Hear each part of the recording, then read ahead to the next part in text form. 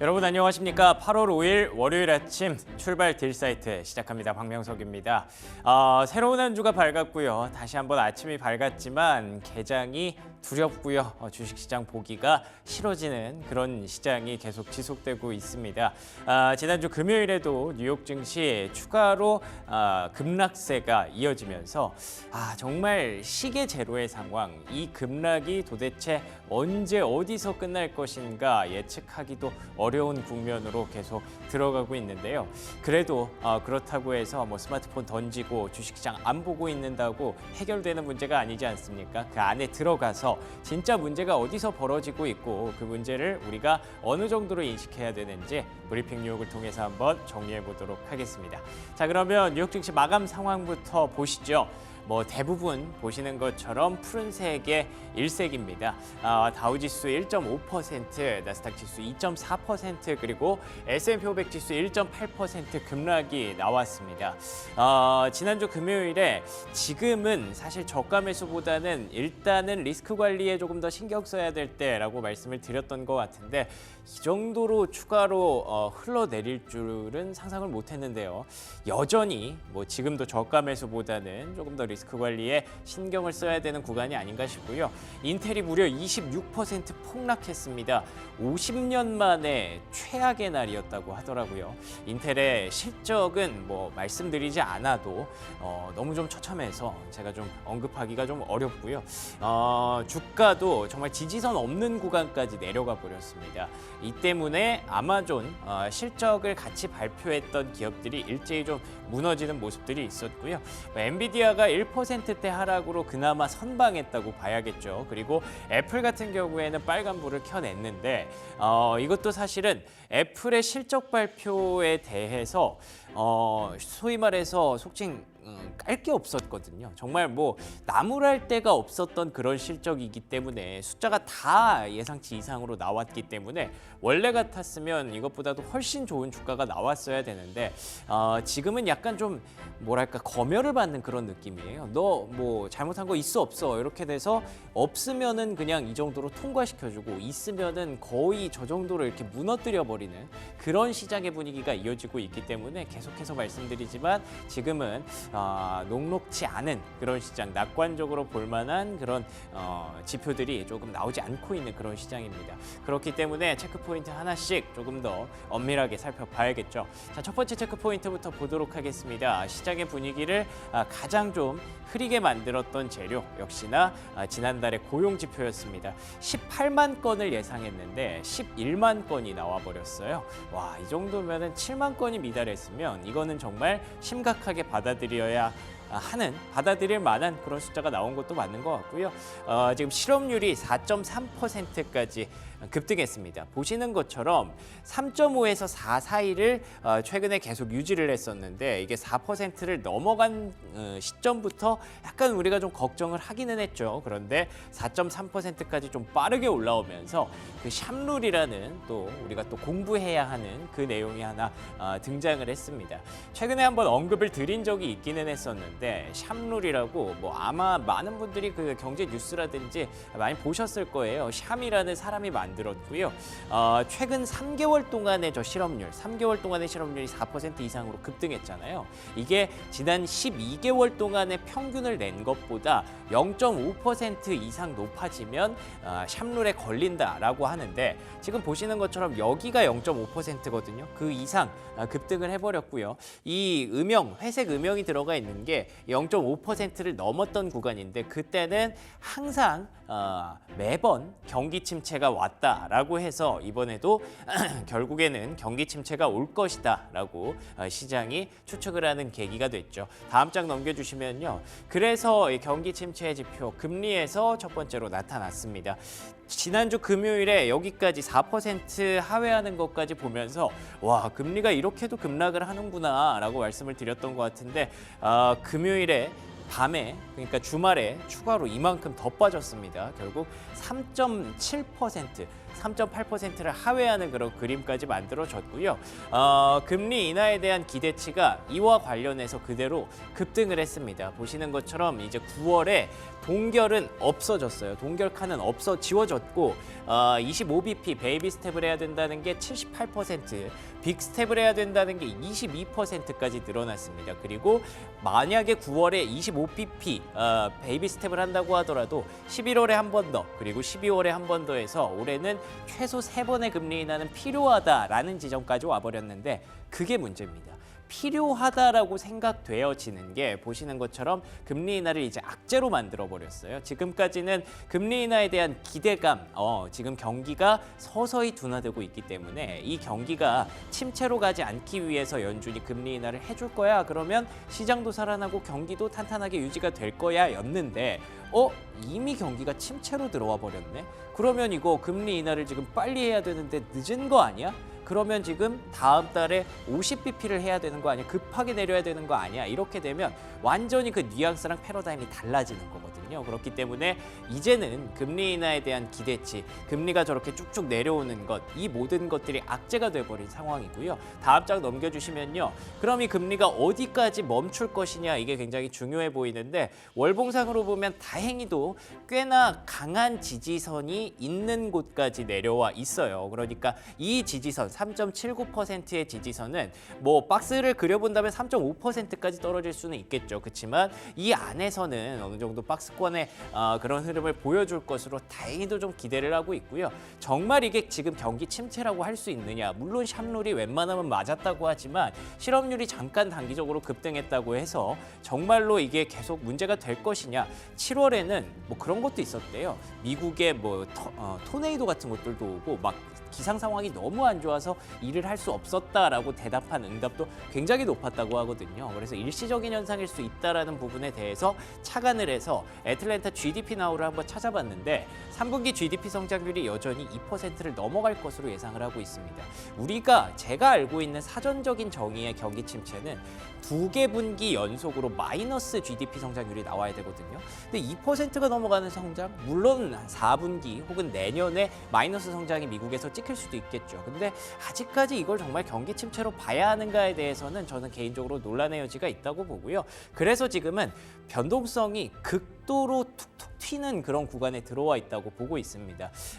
지금 안 그래도 그 금리 인하에 대한 기대치, 그 전망치, 지금 글로벌 중앙은행들의 어떤 정책이 엇갈리는 과정에서 대선 불확실성 들어왔죠. 그런데다가 지금 시장에 지정학적 리스크 계속 들어오고 있죠. 이러다 보니까 거기에서 AI 실적이 받쳐주지 못하면서 이게 완전히 그 걱정거리가 요만했던 게 뭉쳐서 커져버린 거죠. 그래서 그 변동성이 극대화되는 구간에 있다라고만 저는 개인적으로 보고 싶은데 다음 장 넘겨주시면요. 그래서 그 변동성 지표 다시 한번 챙겨봤는데 빅스 지수라고 하죠. 사실 이게 지난 4월에 그러니까 메타 급락했을 때 정도는 왔으니까 여기서 끝났으면 좋겠다라고 말씀드렸는데 그거 넘었고요. 지난해 10월에 이스라엘과 이제 하마스가 싸울 때 그때도 넘어섰습니다. 그러면 이제 지난해 3월까지 가야 되는 건데 지난해 3월에 어떤 일이 있었냐면 그 SVB 사태, 미국의 시그니처 뱅크 파산하고 미국이 정말 2008년 금융위기가 재현되는 것이 아니냐라는 위기까지 가는 게 지금의 변동성이거든요. 정말 그때 정말 시장 망하는 줄 알았는데 그때도 안 망했어요. 그러면 정말 그때처럼 경기가 불안하고 침체가 되는 것이냐? 저는 솔직히 아직까지는 물음표를 좀 찍고 싶고요. 그래서 이 변동성이 커지는 구간에서 이게 지난주 금요일 기준으로 피어 구간 끝까지 와버렸는데 극도의 공포인 익스트림 피어까지 들어간다면 지금부터는 서서히 이제는 조정도 좀 마무리가 되고 변동성도 마무리가 되는 국면을 준비하고 있지 않을까라는 게 개인적인 추측인데 추측이죠. 그냥 시그널들만 보고 있는 거니까요. 이게 저 이상으로 올라갈 수도 있는 거니까요. 일단은 지금 조금은 관망하는 그런 자세가 일단 주 초반에는 조금 더 필요할 것으로 보고 있습니다. 이게 곧 끝나기를 기대해보죠. 자, 두 번째 체크포인트 넘어가 보겠습니다. 시장의 흐름에서 그나마 좀 다행이라고 해야 될까요? 엔화 사놓으신 분들에 한해서는 좀 다행이라고 여겨지는 게 최근에 엔달러가 급락하면서 엔화 가치가 급등하고 있습니다. 그러면서 뭐 미국 증시 좀 밝은 분들은 미리 엔화를 사놨더니 이런 엔비디아의 급락도 어느 정도 해지가 되더라라는 분들이 계실 텐데 뭐 이거 안 해놨으면은 뭐 의미가 없는 거지만 어쨌든 이것도 시장을 조금 계속 잡아먹는 변동성 재료로 계속 자리를 하고 있습니다. 참 진작 사놨어야 되는데 여기까지 떨어질 줄은 몰랐어요. 그래서 엔달러 뭐 트레이드 청산, 뭐 캐리 청산 뭐 이런 얘기도 있는데 다음 장 넘겨주시면 그럼 엔달러가 어디까지 과연 또 떨어질 것이냐?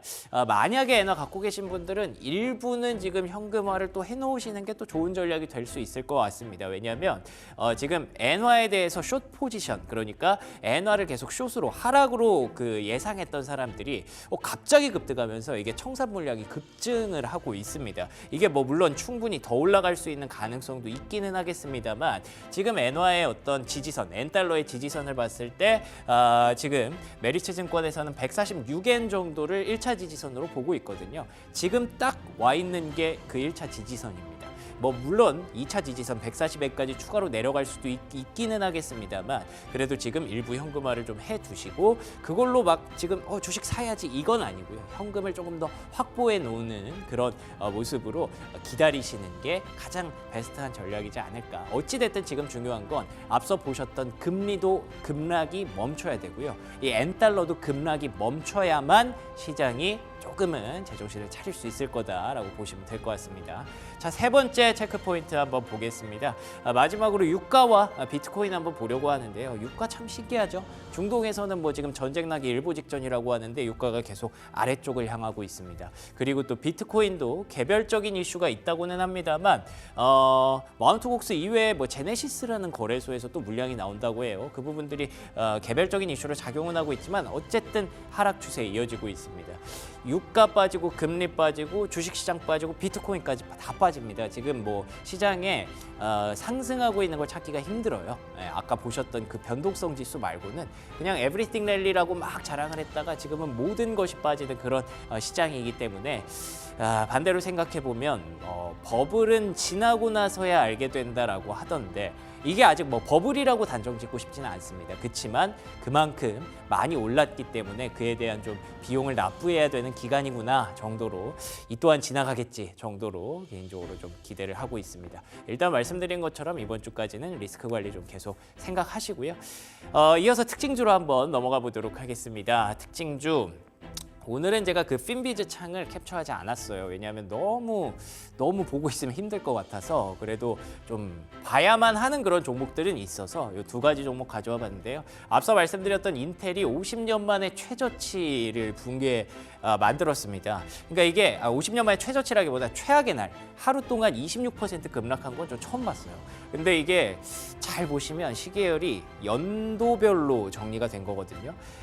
지지선도 없습니다. 지금 아래쪽까지 내려간 게 이 최근 10년 동안 볼 수 없었던 주가까지 인텔이 내려간 거거든요. 그나마 좀 다행이라고 할 만한 건 반도체 중에서 엔비디아가 1.78% 하락하면서 100달러 선에서 110달러, 107달러 요 선에서 지지가 되고 있다는 건데 엔비디아 입장에서는 오히려 초반에 좀 많이 빠졌던 게 다행인가 봐요. 그러니까 처음에는 뭐야 엔비디아만 문제 있는 건가? 엔비디아만 너무 많이 올라서 이게 좀 비용을 납부하고 있는 건가 싶었는데 시장이 다 빠지니까 나만 문제가 아니었는데 너도 잡혔구나 뭐 이런 느낌으로 가다 보니까 엔비디아는 약간은 조금 오히려 초반에 빠졌던 게 좀 조정이 마무리되는 국면처럼 보이는데 다음 장 넘겨주시면 여기서 방심할 일이 또 아니더라고요. 악재는 올 때 한 번에 온다고 그 엔비디아의 다음 차세대 AI 칩으로 만들고 있었던 B200 시리즈가 한 3개월 정도 딜레이 될 가능성이 있다고 합니다. 참 그것만 믿고 엔비디아의 어떤 독점력을 기대하는 그 배경이 됐었는데 이게 뭐 오보라는 얘기도 있던데 사실 저는 아직 오보라는 그 얘기까지 못 찾았어요. 그래서 지금 마이크로소프트, 구글, 메타 그러니까 엔비디아의 B200 칩이 딜레이 되면 이런 그 AI 회사들, AI로 돈을 벌려고 했던 회사들의 돈 버는 시간도 늦어지는 거거든요. 그렇기 때문에 만약에 이게 정말 사실이라면 추가 낙폭이 있을 수도 있어서 일단 오늘의 국내 증시 반도체 그리고 오늘 밤에 엔비디아의 주가 여전히 좀 불안한 그런 상황이라고 말씀을 드릴 수가 있겠네요. 자, 두 번째 특징주 한번 보도록 하죠. 두 번째 특징주는 그나마 선전했던 애플인데요. 보시는 것처럼 앞서 말씀드렸죠. 뭔가 트집을 잡을 만한 게 없었기 때문에 버틴 거지 그렇다고 해서 이 주가가 좋았다고 말하기는 좀 힘듭니다. 0.69% 상승. 그런데다가 이것도 나왔죠. 이 사람은 참 대단한 사람인 것 같아요. 감각이 대단하네요. 오마이 현이는 뭔가 보는 눈이 다른가 봅니다. 애플을 절반을 매도했었대요. 최근까지. 그래서 현금을 어마무시하게 지금 쌓아놨다고 하는데 개인적으로는 뭐 애플이 많아서 애플을 절반 매도한 거지 현금 확보가 주 목적이었다고 생각을 하고요. 그래도 애플을 절반 가까이 팔았다는 건 어쨌든 애플 입장에서 또 오늘 밤에 불안하게 하는 그런 재료가 되기 때문에 시장을 이끌어가줘야 되는 엔비디아, 애플까지 만약에 오늘 밤에 또 크게 흔들린다면 참 걱정이 좀 많이 되네요. 자, 그러면 세 번째 특징주 마지막으로 넘어가 볼게요. 이럴 때 만약에 저가 매수를 한다면 어떤 종목을 해야 될까? 국내 증시에선 뭘 봐야 될까? 그냥 섹터별로 정리를 해봤는데요. 첫 번째는 필수 소비재, 그리고 두 번째가 부동산, 그리고 마지막이 이제 유틸리티. 이렇게 세 개 업종 빼고 다 빠졌습니다. 이 안에서 승부를 좀 봐야 되는 건데 필수 소비재랑 유틸리티는 뭐 특징이라고 할 만한 게 아니죠.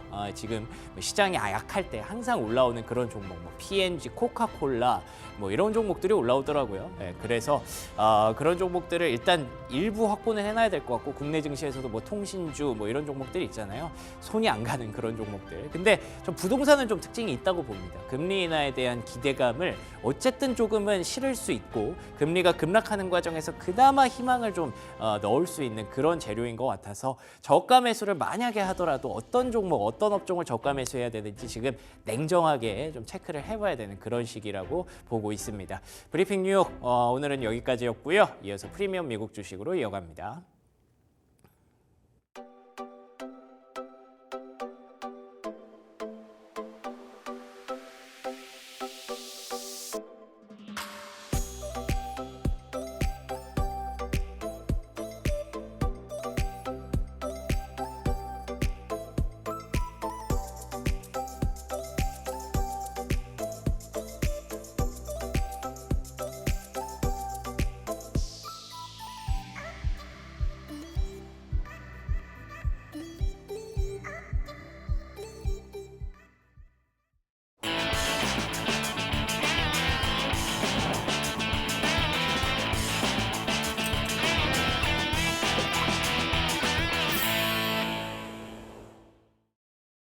네, 글로벌 증시 마감 상황 정리해보고요. 국내 증시 전망 이어갑니다. 프리미엄 미국 주식 헤르메스 스탁 하창환 본부장 나오셨습니다. 안녕하십니까? 네, 안녕하십니까? 네, 안녕하십니까?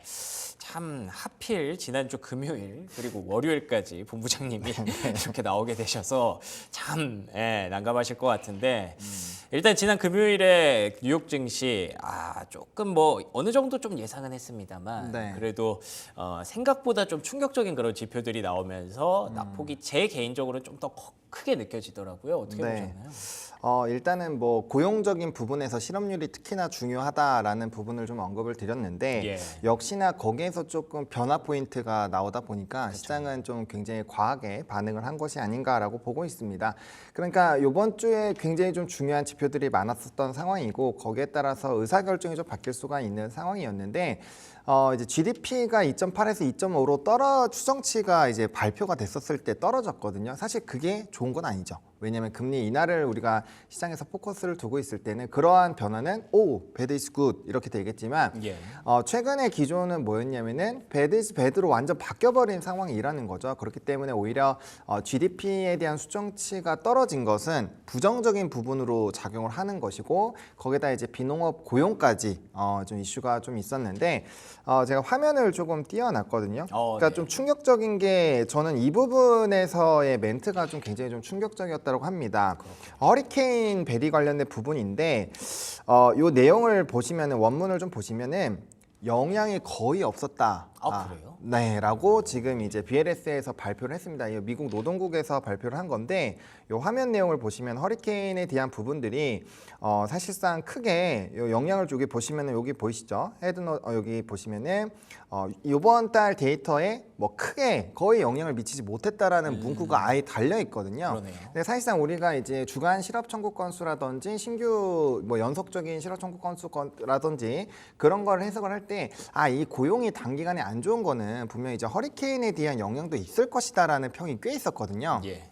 근데 그게 아니라는 거를 노동부에서 발표를 하다 보니까 이건 어떤 인식으로 가냐면 절대적인 노동에 대한 수요 자체가 좀 없어지는 방향으로 가는 것이 아닐까라고 보고 있는 거죠. 예. 그렇게 이제 인식이 되어 버리면 상당히 좀 부정적일 수 있는 상황이고 사실상 이제 안에 내용들을 좀 뜯어보더라도 사실상 그렇게 막 긍정적이진 않습니다. 대신에 여기서 또 중요한 게 뭐냐면 네.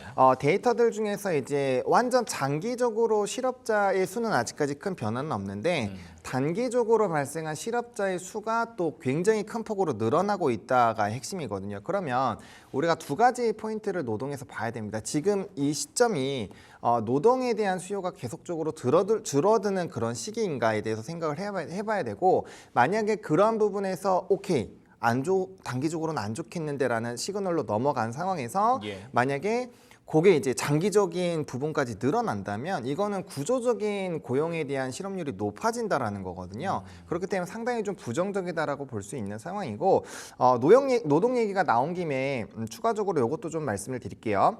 화면 한번 보여주시면요. 네. 이게 이제 샤메 법칙이라고 되어 있는 건데 이게 이제 기준점이 작년 1년치의 이런 평균 실업률보다 최근 3달치의 이런 부분들이 뭐 0.5를 넘으면 경기 침체가 시작됐다가 이제 이 샤메 법칙의 원칙이거든요. 물론 이거를 만든 샴이라는 사람이 블룸버그에 이전보다 지표가 많이 달라졌기 때문에 지금 무조건 경기 침체는 아니다라고 해명을 하긴 했지만 과거의 데이터를 쭉 한번 보시면 가장 오차가 있었던 게 이제 60년대에 있었습니다. 그때는 한 8개월 정도 차이가 있었고요. 70년 이후부터는 뭐 2개월 혹은 3개월 뒤에는 진짜로 침체가 왔었습니다. 그러다 보니까 아무래도 지금 여러 가지 데이터들이 바뀌기는 했지만 그럼에도 불구하고 이 정도면은 좀 부담스럽겠는데 라는 생각은 충분히 우리 투자자들이 해볼 수 있는 거죠. 왜냐면 이때까지는 그러한 지표들이 맞았다라는 거. 그리고 제가 이전에도 여러 번 나왔을 때 실업률이 4.1, 4.2는 괜찮지만 4.3부터는 달라질 수 있다. 그랬죠. 이게 폭발적으로 이렇게 고용에 대한 불안감이 확대가 될 수 있기 때문에 이 실업률은 더 이상 안 늘어났으면 좋겠다. 이번에 나온 게 4.3이었잖아요. 맞아요. 예. 네, 딱 그러니까 반응이 확 와버리잖아요. 그러니까 이게 실업률이라는 게 이러한 인디케이터들이 있기 때문에 조금의 변화가 나오다가 이게 딱 그 기준점을 넘어나서부터는 굉장히 이게 타이틀이 커지게 되거든요. 그렇기 때문에 지금 이러한 부분들까지 좀 부담이 되는 상황이고 그렇게 된다면 반대로 이제 우리가 뭘 확인을 해 나갈 거냐면 고용이나 이런 경기 침체가 아니라는 걸 확인을 해야 돼요. 그래야죠. 근데 이제 오늘 월요일부터 이제 PMI 지수가 또 나오잖아요. 서비스업. 네, 서비스업 그게 나오는데 거기에서도 만약에 좀 안 좋다.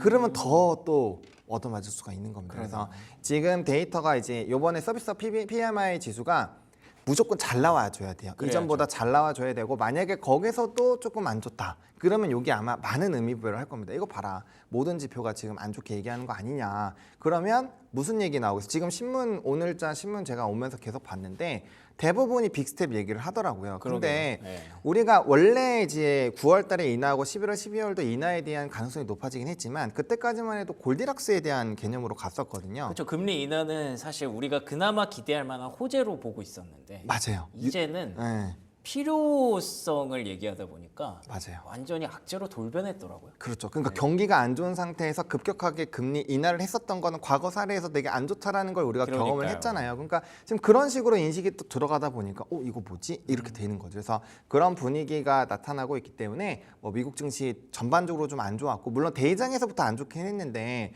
추가 대장일 때가 마이너스 1.6%로 끝났었거든요. 근데 이제 본장에서 마이너스 3%대 이상으로 빠졌었죠. 이 고용지표 딱 발표되자마자 마이너스 3.3까지 빠졌었고 종가로는 마이너스 2.64로 끝나긴 했지만 이게 아무래도 부담스러울 수밖에 없는 수준인 것은 뭐 틀림없는 이유다. 라고 보고 있는 상황입니다. 알겠습니다. 고용이 만들어낸 추가 하락, 추가 급락이었고요. 고용 안에서도 말씀해 주신 대로 이 실업률 4.3이라는 임계치를 넘어갔을 때 시장이 어떻게 반응하는지를 사실 본부장님이 꾸준히 좀 경고성 메시지를 좀 주셨는데 실제로 우리가 그걸 보게 되니까 와, 이 정도였구나 라는 생각을 또 하게 만드는 그런 시작이었던 것 같습니다.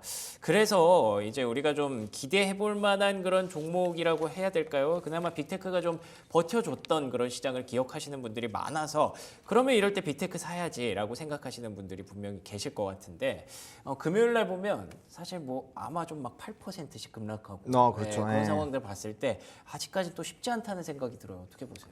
네, 지금 쉽지 않은 것 같습니다. 그렇군요. 왜냐하면 이제 앞에서도 잘 브리핑 해주신 것처럼 기술주에 대한 부정적인 얘기가 또 나왔죠. 일단 기본적으로 엔비디아는 흔들리면 안 되거든요. 그렇죠. 항상 이제 대장이 흔들리게 되면 나머지 부분에서는 정말 많은 투심의 변화가 나오게 되는데 다들 접하셨겠지만 블랙웰에 대한 부분에서 이제 출시 지연에 대한 이슈가 있었고 사실상 거기에 따른 기대감이 굉장히 높았거든요. 그러면 이번에 만약에 실적 발표가 잘 나오더라도 다음은 어떻게 될 건데에 대해서 물음표가 굉장히 많이 생깁니다. 그러면 가이던스, 근데 이제 엔비디아의 장점이면서 단점이 뭐냐면 실적이 너무 폭발적인 퍼센테이지로 올라오고 있었다라는 거예요. 그게 초반에는 당연히 턴어라운드가 되면 높은 퍼센테이지가 나오는 게 그렇죠. 우리가 와 하고 놀라기도 하지만 당연할 수도 있거든요. 근데 이게 연쇄적으로 계속적으로 올라오고 있는데 그 퍼센테이지가 굉장히 높잖아요. 엔비디아 같은 경우는.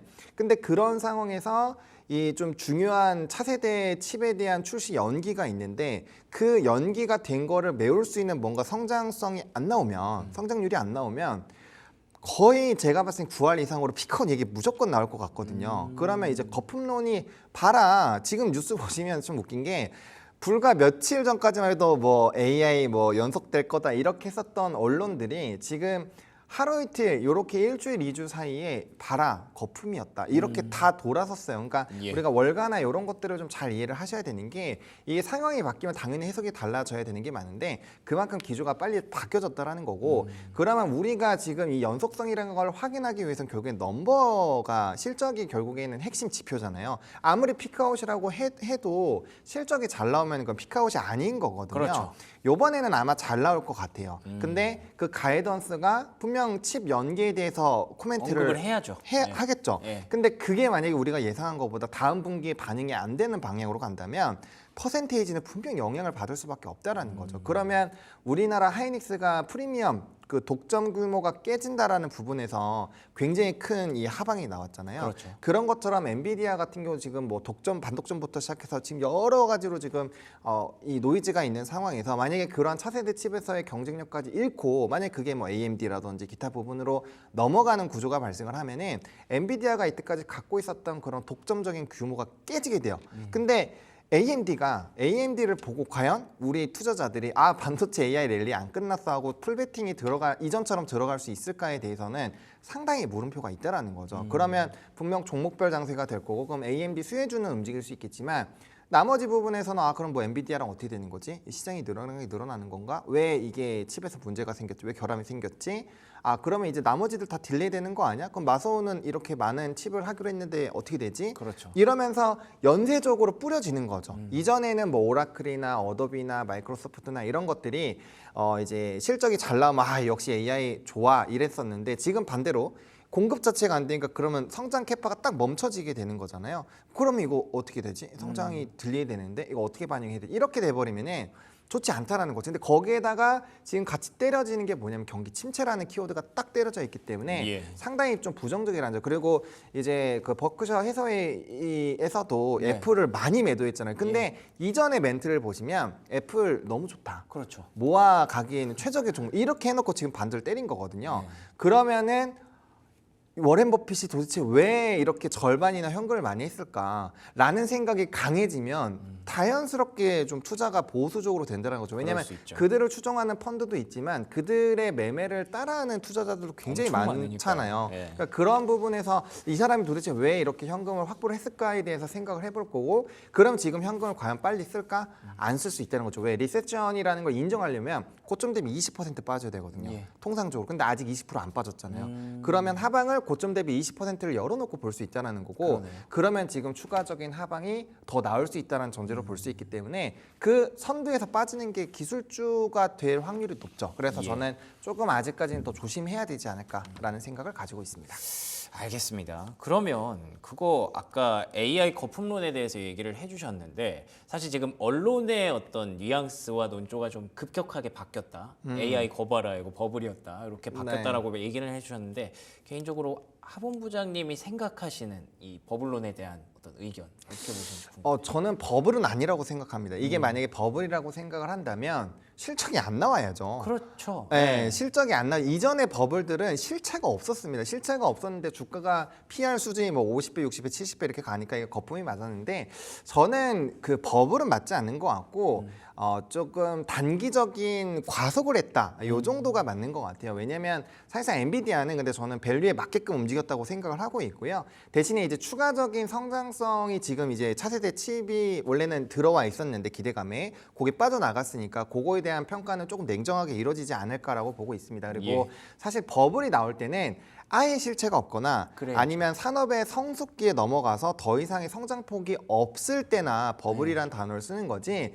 저는 AI를 저도 챗 GPT를 쓴 지가 그렇게 오래되진 않았어요. 근데 써보니까 이거는 정말 앞으로 다들 쓸 겁니다. 이게 말도 안 돼요. 말도 안 되게 좋기 때문에 저는 쓸 거라고 생각을 하고 있고, 대신에 이제 그거는 되게 중요하죠. 기업들이 비용은 되게 많이 쓰고 있는데 그렇죠. 이거를 얼마나 빠르게 이제 수익화를 시켜내갈 것이냐, 이게 핵심이라고 보고 있고요. 그렇게 되다 보면은 전기차 때처럼 캐즘 구간이 한 번은 올 수 있다라고 봅니다. 근데 그러네요. 산업이 지금 성장하기 시작한 초입 부분이고, 왜냐면 반도체 일반적인 사이클만 해도 2년인데 A라는 건 새롭게 나온 거고, 이제 막 그 출시한 지 얼마 안 됐고 이러한 지도 그렇게 오래 안 됐잖아요. 그러면 이 시점부터 성숙기라고 말을 하는 게 말이 안 된다라는 거죠. 그렇죠. 그리고 주변 사람들한테도 얘기해 봤을 때 모두 다 GPT를 쓰고 있으면 모르겠지만, 그런 것들 쓰고 있으면 모르겠지만, 제가 주변에 막 물어보거든요. 너 이거 쓰니? 쓰니? 물어보면은 잘 안 써요? 안 써요. 예. 아직도. 그래서 이거는 뭐 아직 시작도 안 했구나 라는 생각은 듭니다. 대신에 주가라는 게 벌써 바닥권에서 10배거 이상 나왔기 때문에 분명 그런 부분에서의 속도 조절이 좀 필요한 구간에는 왔다라고 생각하지만, 저는 버블이라는 명칭은 좀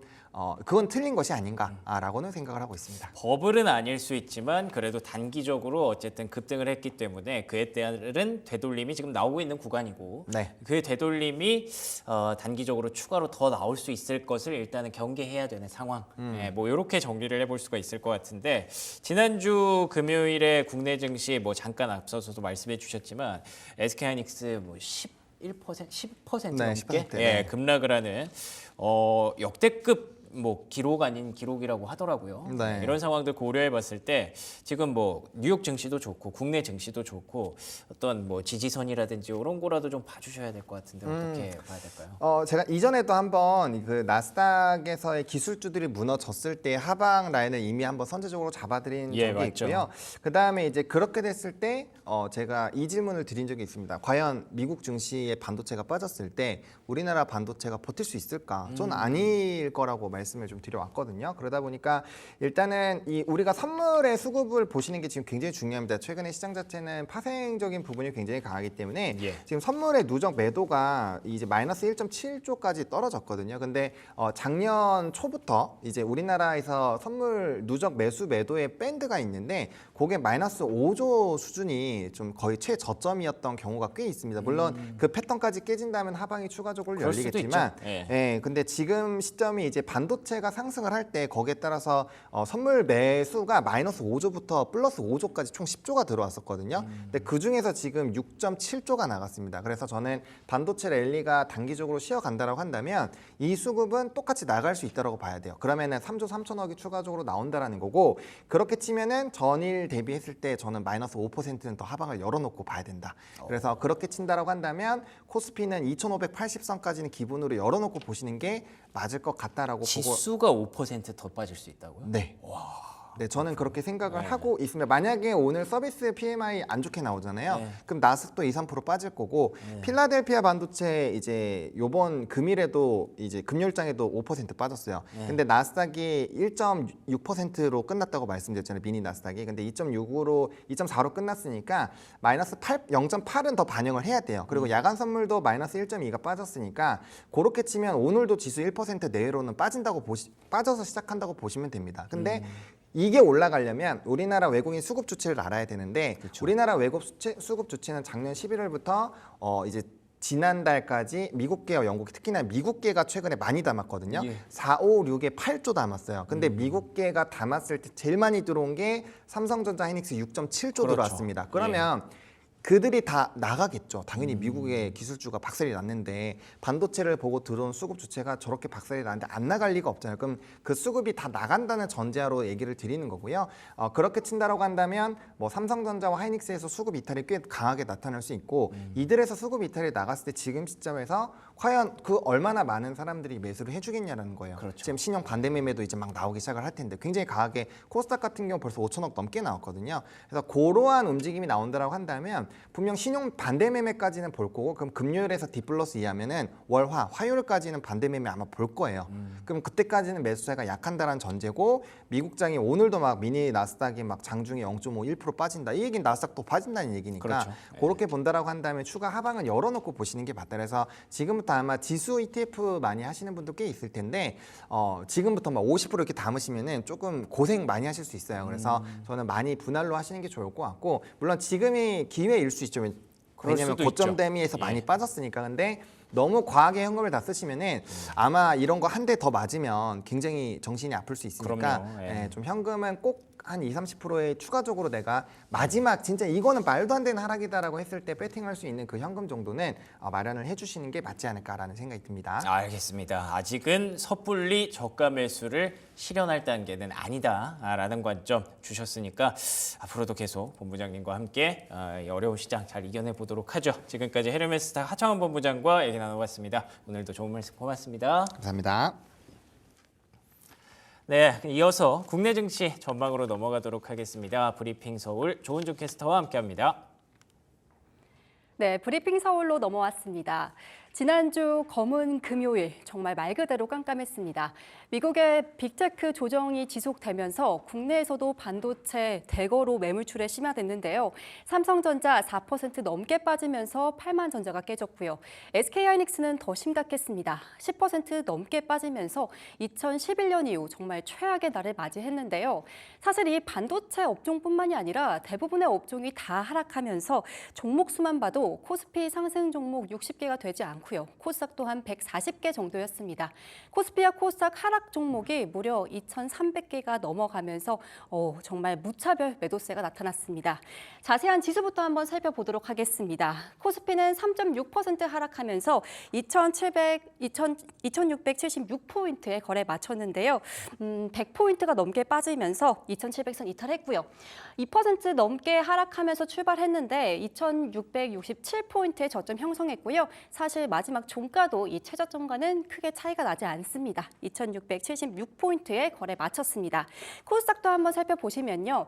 800선을 넘었습니다. 800선을 내줬는데요. 마찬가지로 이렇게 계속해서 하루 종일 하락세 그려 나갔고요. 장중에 800선에 다가가지도 못하는 모습 보이고요. 오히려 이 초반이 최고점이었습니다. 마지막에는 779포인트에 거래 마쳤습니다. 수급도 함께 살펴보시죠. 코스피에는 외국인이 800억 원, 그리고 기관이 700억 원 매도세 보였는데요. 물량 정말 대거 던졌습니다. 대형주뿐만이 아니라 제조업, 전기전자, 금융 등등 대부분의 업종 다 팔자세 보이면서 이 대폭락장에서는 기관이 1조 6천억 원 정도 담았습니다. 이 개인은 저가 매수의 기회로 보면서 삼성전자와 SK하이닉스에만 1조 원 넘는 물량 사들였고요. 코스닥 수급도 한번 살펴보시겠습니다. 코스닥도 개인이 홀로 사고 있는 와중에 외인과 기관이 동반 매도 나왔습니다. 외국인은 1,500억 원, 기관은 800억 원 정도 이렇게 매도했는데요. 기관은 9거래일 만에 매도세로 전환했고요. 코스닥 시총상위 보시면요. 에코프로비엠을 제외하고는 다 파란불 켰습니다. 이렇게 대부분 업종 하락하는 와중에 2차 전지만 최근에 이 낙폭 소폭 과대로 인해서 바닥 심리 적용한 모습 보였는데요. 외국인과 기관 어떤 종목을 사들였는지 국내 증시 수급의 향방도 한번 살펴보도록 하겠습니다. 네, 수급의 향방 살펴보시면요. 외국인 가장 많이 사들였던 종목 의외로 한미 반도체였습니다. 금요일 주가 정말 힘없이 내려가면서 9% 넘는 하락을 보였는데 외국인은 40만 주 이상 사들였고요.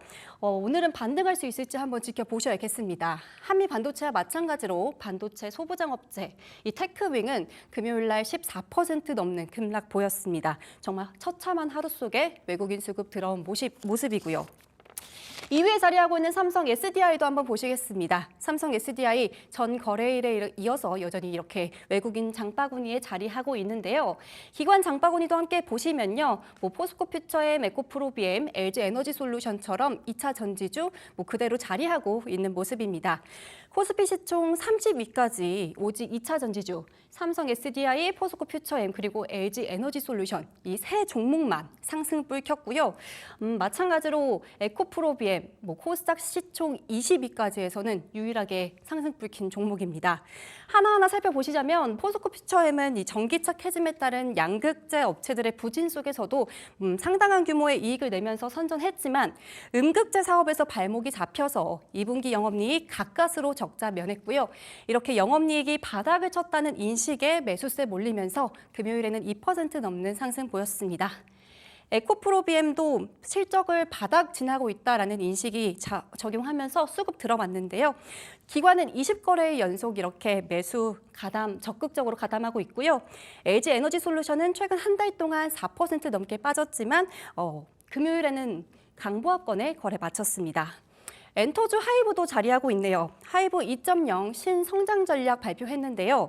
레이블 솔루션 플랫폼이었던 이 기존 사업을 음악, 플랫폼, 테크 기반으로 재편한다고 밝히면서 금요일에는 3% 강세 보였고요. 마지막으로 SK텔레콤까지 보시겠습니다. 이 SK텔레콤은 통신업의 방어적인 성격 드러나면서 지난 금요일에 보기 힘들었던 1% 상승 보였습니다. 이렇게 외국인과 기관의 수급 살펴보았습니다. 더 자세한 이야기는 궁금한 종목 Y에서 함께 하시죠. 네, 궁금한 종목 Y 들어왔습니다. 오늘 과연 장이 어떻게 열릴지 좀 걱정이 많이 되네요. 지난 금요일에 국내 증시 한 차례 또 폭탄을 맞았고요. 그런데다가 뉴욕 증시까지 추가 급락이 나왔습니다. 그렇기 때문에 개장이 좀 걱정이 되고 두려워지는 그런 상황인데 종목들로 이겨낼 수 있을지 오늘 궁금한 종목 Y 이주호 SP 인베스트 본부장님과 함께합니다. 안녕하십니까? 네, 안녕하세요. 네, 안녕하십니까? 말씀드린 대로 개장이 좀 걱정이 됩니다. 네, 오늘 같은 날은 좀 장을 쉬면 안 될까라는 생각이 들 정도로 이제는 개장이 무서워요라는 포인트 첫 번째로 좀 잡아봤는데 시장 전략 어떻게 가져가면 좋을지 간단히 좀 여쭤볼게요. 네, 일단 지금 지난주 금요일 날도 미국 증시가 고용 보고서 발표한 이후에 고용이 상당히 많이 둔화된 결과가 나오면서 그에 대한 침체 우려 속에서 낙폭을 더 키웠다 이렇게 보시면 되겠고요. 사실 조금 아쉬운 부분은 조금 연준에서 금리를 조금 더 빨리 인하를 했다면 좀 이렇게까지는 빠지지 않았을 것 같은데 라는 좀 생각이 드는 상황인데 좀 과도하게 빠지는 거 아니냐 이렇게 볼 수가 있겠지만 어쨌든 그런 경제 지표 자체가 급속도로 나빠지는 모습들, 그러니까 고용이 원래는 그 연준 위원들이 이런 말 했죠. 경제가 괜찮다, 아직 타이트하다 이렇게 얘기했는데 급속도로 낮아지니까 와 이거 타이밍 놓친 거 아니야에 대한 그런 두려움들, 이러한 부분들이 지금 뭐 거의 투매성 매물이 나왔다 이렇게 보시면 되겠고요. 그리고 지금 일본에 대한 그런 물량도 저는 있다라고 봅니다. 왜냐하면 일본 그 나라에서 자체적으로 미국 주식에 투자를 많이 하기 때문에 만약에 이 엔화 가치를 올리기 위해서는 당연히 거기에 풀었던 돈을 회수해야 되는 상황이라고 생각을 하고 있고, 그래서 뭐 지금 이렇게 미증시의 하락과 국내 증시의 하락이 커플링 현상을 보이고 있는 게 그냥 한 가지 이슈 때문이 아니라 지금 여러 가지 이슈들이 복합적으로 작용하면서 이렇게 되고 있고 오늘도 국내 증시가 좀 힘을 내지 못하고 빠질 가능성이 높다. 이렇게 좀 말씀을 드리겠습니다. 알겠습니다. 그런데 사실 뉴욕 증시는 최근에 많이 올랐기 때문에 빠진다라는 논리가 충분히 가능할 수도 있는데 국내 증시는 그렇게 오른 것도 없잖아요. 그렇죠. 그러다 보니까 조금 더 억울해지는 그런 상황이고 반대로 생각해 보면 그럼 국내 증시는 뭐 못 올랐다가 더 많이 빠졌으니까 지금부터는 좀 저가 매수해도 될까 이런 생각하시는 분들도 있을 것 같은데 어떻게 보십니까? 네, 이게 지금 국내 증시가 많이 못 오른 이유 중에 하나가 결국에는 미국과 중국과 이런 그 사이에서 고통받고 있는 약간 우리나라의 입장이라고 이렇게 생각해 보시면 될 것 어쩔 수 같아요. 없는 게 있죠. 네, 그런 뭐 수출이라던가 이런 부분들 우리가 중국에 뭐 의존하는 건 아니지만 중국의 영향을 상당히 많이 받고 있고 그리고 특히나 이제 중국 같은 경우가 지금 경기 침체를 이미 시진핑이 선언을 한 상황이에요. 그러다고 한다면 우리나라가 지금 중국 경기가 안 좋다 보면은 우리나라가 사실은 뭐 그렇다고 해서 중국을 아예 배제를 하고 지금 무역을 할 수는 없는 거기 때문에 영향을 받을 수밖에 없다라는 점이죠. 그러다 보면은 지금 어쨌든 미국 지시가 잘 나갔던 부분은 결국에는 그 AI 산업에 대한 주도권을 가지고 있는 게 미국이었고 우리나라 같은 경우도 미국 증시 잘 나갈 때 올랐던 종목들이 있습니다. 그렇죠. 뭐 하미반도체, 예. 하이닉스 많이 올랐잖아요. 예. 그러니까 특정 종목들이 많이 올랐다 보니까 지수는 상대적으로 덜 오르는 거죠. 그러다 보니까 이제 많은 투자자분들께서 그래 우리나라 증시는 많이 오르지도 못했는데 그러네요. 빠질 땐 똑같이 뺀다 예. 이렇게 되는 게 당연히 오를 때 미국이 주도해서 미국이 더 많이 올랐던 거고 우리나라가 거기를 주도할 상황이 아니라 우리는 공급하는 상황이잖아요. 부품이나 장비 같은 거를. 예, 예. 그러다 보니까 이러한 부분에 있어서 우리나라 주식은 조금 약간 지금 빠질 때는 그냥 같이 빠져버리는 이런 현상이 나오기 때문에 지금 뭐 이게 사실 오늘 내일 일만은 아닙니다. 과거에도 이런 상황이 많이 있었고요. 예. 그러다 보니까 지금 제가 봤을 때는 지금 투자자분들께서는 오히려 물론 겁먹으시는 마음은 충분히 이해합니다만 이럴 때일수록 좀 냉정하게 오히려 좀 공격적으로 지금 뭐 예를 들어서 이런 상황에서 테마주를 봐갖고 나는 그러면은 반도체에 내가 손실 난 걸 많이 해야겠다. 데이 트레이딩. 그렇게 해가지고 하시다가 오히려 또 맞아요. 갑자기 수급 막 바뀌면서 오늘 또 반등 나올 수도 있거든요. 그렇죠. 그러다 보니까 이제 지난주에 코로나 환자 늘어난다고 하니까 또 그쪽으로 가야 되나? 조심하셔야 된다라는 말씀을 좀 드리겠습니다. 알겠습니다.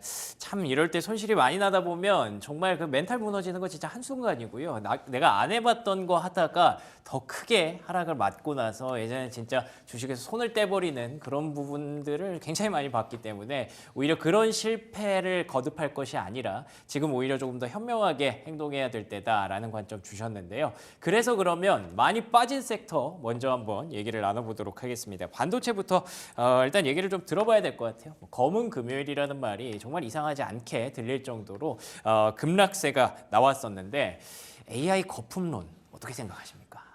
이게 지금 약간 느낌이 네. 메타버스 때랑 비슷해요, 살짝. 근데 지금 그러면 안 되는데. 네, 그러면 안 되는데. 네. 근데 그런 건 있습니다. AI에 대한 거품이라고 하면은 어느 정도 실체는 있는데 그쵸. 과거 메타버스라던가 이런 쪽이랑 좀 결이 다르긴 해요. 5G랑은. 왜냐하면 지금 빅테크 기업들이 데이터 센터를 계속 지으려고 하고 있고 그렇죠. 예. 그리고 얼마 전에 작년쯤인가 아마존 같은 경우도 우리나라 땅 인천 쪽에 부지를 샀다 이런 얘기도 있었거든요. 그런 말인즉슨 뭐냐면 데이터 센터를 많이 지으려고 하는 거는 알겠어. 근데 이제 그런 거예요. 투자자들이 고민하는 거는 예.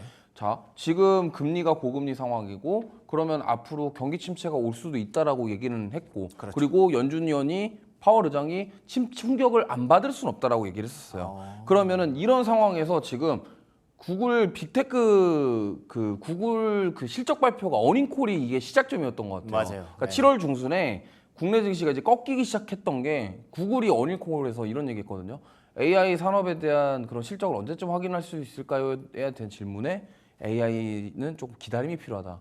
이 말인즉슨 뭐냐면 돈을 언제 벌지 모르겠다는 소리거든요. 그러네요. 그게 해석이 되면서 마치 이제 사람들이 이제 겁을 먹으면서 이렇게 된 거거든요. 버블인 것처럼 네. 돼버렸죠. 근데 이게 버블이 일지 아닐지는 우리는 모릅니다. 모르죠. 왜냐면 맞아요. 이제 가보지 않으면 알 수가 없어요. 근데 확인하는 작업 이런 과정을 거쳐야 되는 건데 사실 투자자 입장에서는 그러면 이제 무서우니까 이거 너무 많이 올랐나?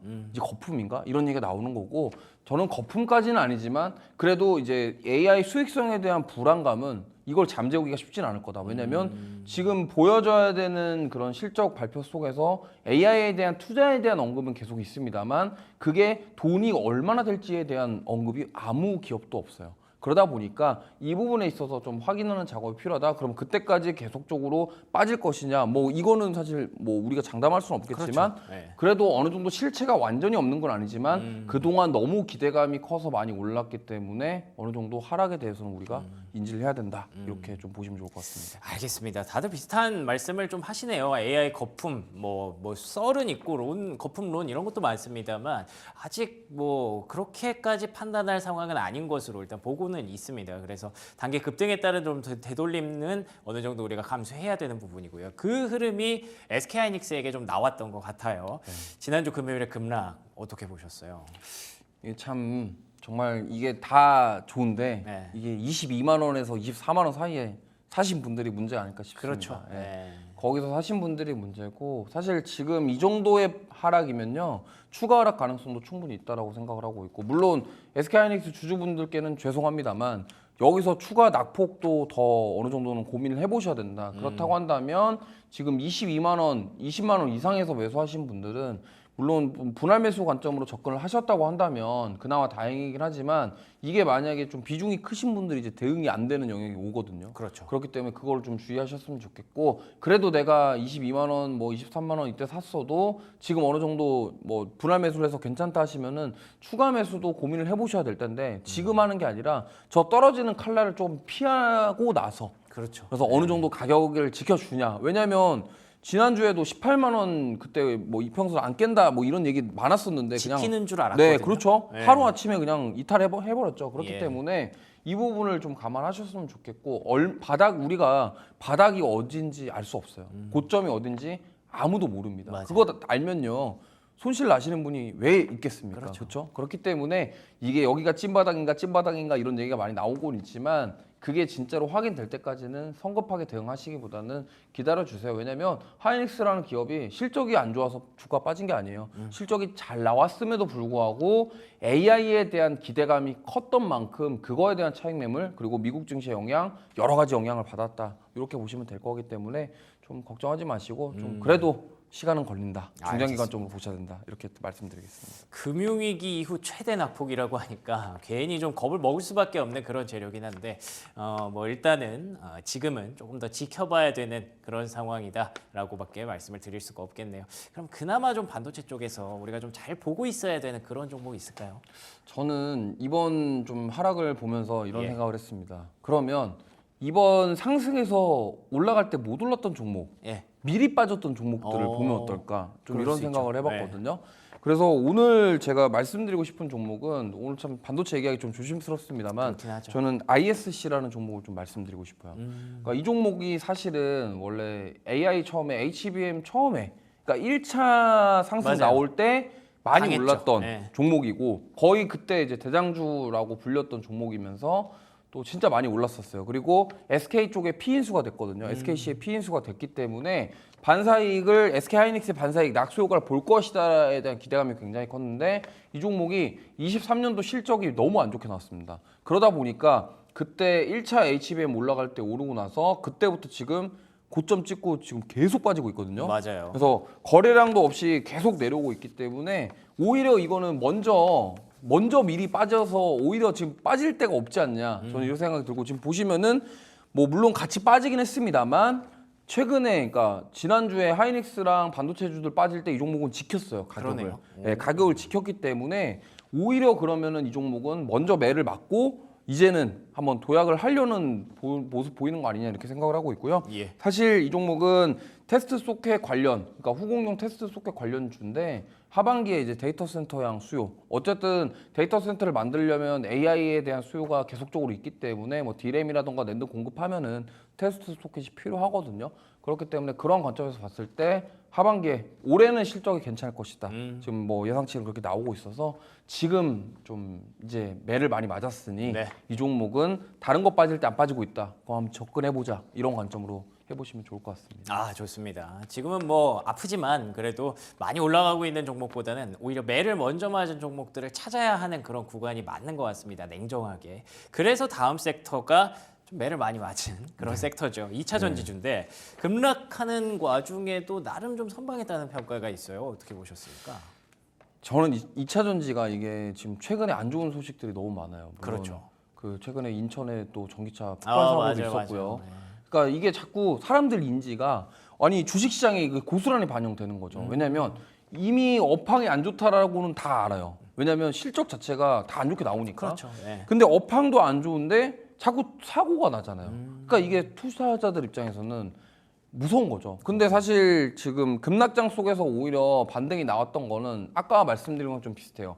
이미 많이 빠졌기 때문에 그 잃어버린 수급들이 이쪽으로 와서 어느 정도 그러네요. 저는 기술적인 반등이 나왔다 이렇게 보고 있고요. 예. 이거를 지금 여기서 2차 전지가 이제는 바닥을 다지고 턴어라운드하고 추세를 돌린다 이렇게 생각하기보다는 이것도 마찬가지입니다. 시간이 필요하다. 왜냐하면 2차 전지 업황이 언제 개선될지는 몰라요. 예. 그리고 지금 뭐 테슬라부터 시작해서 미국의 전기차 완성차 기업들도 계속적으로 안 좋은 상황이란 말이죠. 그러면은 이게 지금 우리나라 사람들도 저도 주변에 차를 고민하시는 분들 보면은 전기차보다는 하이브리드가 낫지 않겠냐. 그쵸. 지금 뭐 명절 때 이제 내려갈 때 고속도로 가면 거기 2시간 넘게 걸린다 충전하는데 그렇기 때문에 그런 불편한 사항들을 봤을 때 그럼 실제로 수요자 입장에서 아 전기차 좀 부담스러운데 이런 생각이라고 한다면 그게 저는 주가에 반영되고 있지 않나. 그래서 물론 반등이 뭐 반가우신 분들도 계시겠지만 그래도 이게 일시적인 반등일 수도 있다라는 점을 항상 염두를 해두시면서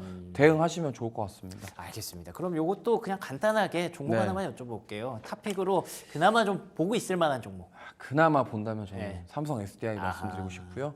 결국에는 이제 삼성 SDI 같은 경우는 그 지난번 얘기 나왔던 네. ESS향 매출 그 아직 뭐 확정 공시가 나진 않았습니다만 그거에 대한 기대감 그리고 이 ESS용 배터리 팩으로 LFP랑 이런 전고체 개발 이거에 대한 이슈가 있고 그다음에 이제 25년 내년부터 46화의 원통형 배터리 이게 저는 사실 SDI가 승부를 걸어야 될 승부처가 아닌가 이렇게 생각을 하고 있기 때문에 지금 뭐 굳이 본다고 한다면 이런 셀업체들, 그러니까 앞으로 양극재에 의존하던 그거를 탈피하려고 하는 시도를 보이고 있는 지금 대형주 단에서 한번 반등을 노려보시면 좋을 것 같습니다. 알겠습니다. 참 안타깝지만 오늘은 조금은 그 아쉬운 종목들, 아쉬운 섹터들을 많이 말씀드렸던 것 같고요. 일단 삼성 SDI도 간단히 목표가만 말씀드리면 한 40만 원 정도로 네, 잡아주신 목표가는 한 거. 40만 원 정도 보시면 좋을 것 같고 네. 손절가는 타이트하게 30만 원 부근. 저기 지금 저점 이탈하면은 저는 솔직히 이게 더 힘들지 않을까 이렇게 생각해서 타이트하게 잡으시고 반등을 노려보자라는 그런 접근을 한번 해보시면 좋을 것 같습니다. 알겠습니다. 지금 뭐 종목 매매에 대한 어떤 관점보다 시장을 좀 더 보는 게 중요할 것 같아서 일단은 좀 더 리스크 관리에 신경을 써야 하는 하루가 될 것 같습니다. 다음 주에는 좀 더 긍정적인 얘기를 할 수 있기를 기대하면서 오늘 여기서 마치겠습니다. 이주호 본부장과 함께했습니다. 오늘 좋은 말씀 고맙습니다. 감사합니다.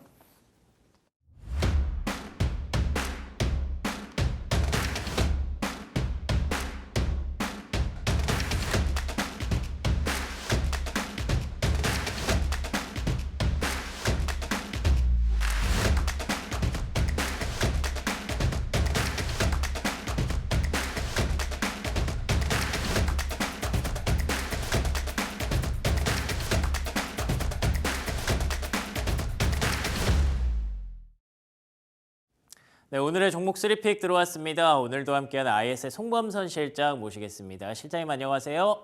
네, 안녕하세요. 송범선입니다. 네, 반갑습니다. 오늘은 사실 종목 원픽을 보기 전에 리뷰해야 될 종목이 좀 있다고 해서 전달을 받았습니다. 어떤 종목인가요? 네, 오늘 저번에 추천드렸던 대성에너지인데 그 7월 30일 화요일 날 네, 제가 추천했던 대성에너지인데요. 이거 지금 9,030원에 매수를 했어요. 9,030원. 자, 그래서 그때 이제 시초가 공략으로 해서 말씀드렸는데 이게 이제 7월 30일 날 그 화면을 보시면은 검은색 동그라미 돼 있는 곳이 이제 추천일이거든요. 검은색 작은 동그라미 있죠. 자, 그리고 7월 31일에 급등이 나왔습니다. 24.03% 이상 뭐 이렇게 올라가면서 크게 올라가는 상황들이 나타났고요.